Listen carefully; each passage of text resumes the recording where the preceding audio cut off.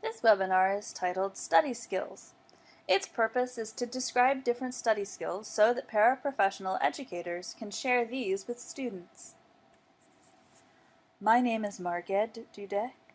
During the school year, I teach English, Language Arts, and Reading in Central Texas for grades 7 through 12. This summer, I also work as a consultant for Word Farmers Associates on behalf of the Ohio Partnership for Excellence in Paraprofessional Preparation at the University of Dayton School of Education and Health Sciences Grant Center. On this slide, you can see a diagram that shows the process of helping students learn to use study skills. First, the paraprofessional or the teacher and the student choose a study skill. Then, the paraprofessional or teacher explains and demonstrates the skill.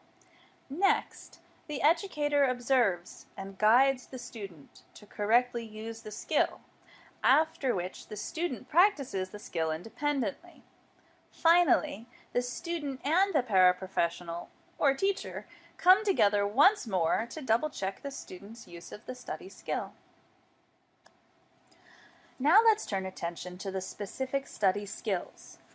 These skills include 3 types of note-taking. There's charts, outlines, and maps. Then we'll look at a variety of mnemonics, which are memory games and tricks, including things like developing acronyms, image associations, and also a method of attaching information to places called loci. And we'll discuss a method of self-questioning, very helpful for the review and reinforcement step of the study cycle, called the Corson Method. This method helps students determine where breakdowns in learning occur. First, we'll look at the 3 note-taking methods: mapping, charting, and outlining. All students have to take notes from time to time, particularly when they are listening to lectures or class discussions or reading textbooks. Giving them one tool that they can use in all classes for both lectures and for textbooks will make their note-taking simpler and more effective. This slide shows examples of mapping. These formats work well with many types of learners. Mapping helps students organize big ideas and details in a graphical format. It lets students cluster details with the big idea that makes sense of those details. For example, details such as numerator, denominator, part, and whole would fit with the big idea, fractions. Mapping also helps students see how ideas interact. Venn diagrams are a kind of map. Flowcharts are another kind of map. Students can use mapping to help them study for tests, for instance, by creating flashcards with maps, showing each big idea and its related details. This slide shows an example of outlining. Like mapping, outlining helps students organize details in relationship to big ideas. Outlining is particularly helpful for organizing information about hierarchical relationships, where one piece of information or idea falls under the umbrella of a larger piece of information or idea. This method is also useful because it allows students to record detailed content.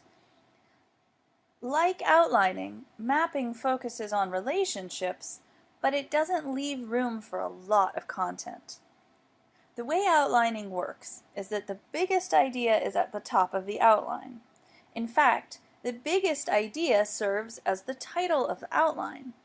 Then, below the title, against the left-hand margin, the student writes the information that is most general. Facts that are more specific get listed below and indented to the right of the general information. If you look at the image on the slide, you'll see what I mean. One disadvantage of this method is that it requires students to organize information while simultaneously listening to what's being said in class or presented in a textbook. As you can see on the slide, charting is a method that organizes information into tables. This method works well as part of the review process to help students organize and distill information from notes they took in class. Charting also might make it easy to create games, flashcards, or mnemonics. For example, a student might create the rhyme, "In September 43, Allies beat Italy," from the information in the chart, as a way to remember that fact for the test. Charting is a versatile and simple way to organize information, from simple 2-column T-charts to tables like the one you see here. Now we're going to look at study skills that help students retain the information that they've recorded in their notes. I'll go through these techniques one by one and offer a few suggestions on how to use them with students. Mnemonics is a term that refers to the methods we use to create shortcuts that help us chunk together details, thereby making them easier to remember. For example, the acronym PEMDAS helps us remember the order of operations in algebraic equations: parentheses, exponents, multiplication, division, addition, and subtraction. Another mnemonic involves attaching a visual image to a fact, a word, or idea in order to remember it. As you may remember, in the previous webinar, I talked about students in my class, how they draw little pictures of books next to words having to do with reading. This is an example of an image mnemonic. Sound mnemonics are simply rhymes, rhythms, or word tricks the student can use to make a word or phrase more memorable. For example, the principal is a pal, and a principle is a rule. Or you might remember this one: I after E except after C. When a student has a complex timeline or chain of information to remember, the Loci method can come in handy. With this method, a student chooses a room in his or her house, or a room at the school or library, and associates places in that room with the sequence of facts or events.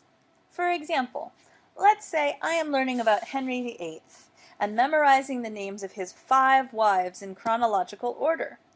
A logical room to use would be the bathroom, because it's also known as the throne room. On the throne, I might tape a number 8, so I remember that we're talking about Henry VIII. Then, I would name the items in the bathroom after his wives, with the item closest to the throne being his first wife, Catherine of Aragon, and the item farthest away being his last wife, Catherine Parr. To make this mnemonic trick more effective, I might pair it with a rhyme or an image to help. For example, since both Henry's first and last wives were named Catherine, I might assign Catherine Parr, his last wife, to the towel bar on the door farthest from the throne, and then repeat to myself, Catherine Parr on the bar. But mnemonics have their limitations, and memorization is far from the only thing involved in studying. Memorizing facts is all well and good, but understanding how things work together, and why, is more important for deep and meaningful learning. In the last part of this webinar, we'll talk about 1. How to help students locate and talk about the gaps in their own knowledge, and 2. How to help students close those gaps through side-by-side review. In a sense, what we've talked about so far are things that prepare students for studying. Taking notes gives them reminders about what they learned in class or from the textbook. Maps, flashcards, and mnemonics are tools for studying. After students make these preparations, then they actually study. As they do so, they may need encouragement. A paraprofessional can provide this type of support. For example, the paraprofessional might encourage students to ask themselves the following questions. What specifically do I not understand? Where in the book or notes are the things I can't wrap my head around? And why do I think I'm having a hard time with this concept or fact? Encourage students to write down the answers to these questions. When your students engage with the study process in this way, they 1. Take ownership for their own learning, and 2. Let you and the teacher pinpoint where they still may need help. It's much better for a student to say in a focused way, "I get it right up till this part and then I get lost," rather than the less focused, "I don't get it." This process allows students to identify specific gaps in their knowledge, and instruction becomes more effective when teachers and paraprofessionals can help students fill specific gaps. By the way, this technique of having students ask themselves questions about what they do and do not understand before they seek help from teachers or paraprofessionals is known as the Corson Method. This method was named for Dale Corson, the 8th president of Cornell University, who invented it. For some students, learning study skills is enough. Once they learn the skills, they're able to use them on their own. But for many students, it's not that simple. These students need ongoing support while they're studying. Paraprofessionals can provide this support.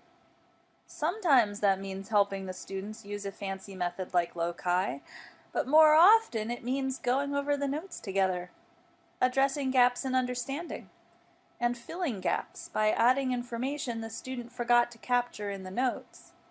Sometimes all that's needed is to sit next to the student and work with her to compare what's in her notes with what's in the corresponding part of the textbook chapter. Or the paraprofessional might help a student color code the notes using highlighters. Another way to support students and reinforce their learning is by playing side-by-side review games. For example, while holding a ball, you might ask a question whose answer is in the notes. The student gets the ball when he can answer the question without looking at his notes. Then, when the student has answered correctly and is holding the ball, it's his turn to ask you a question from the notes. The benefits of this kind of activity are many. For one thing, the activity requires the student to look at his notes many times. For another, the student gets to show off his knowledge, and in return is granted power. It's also a give and take approach, giving the student a chance to ask as well as to answer questions. No matter what games and supports the paraprofessional decides to use with students, the bottom line is that help with study skills enables students to gain confidence and to make positive strides toward high levels of academic achievement.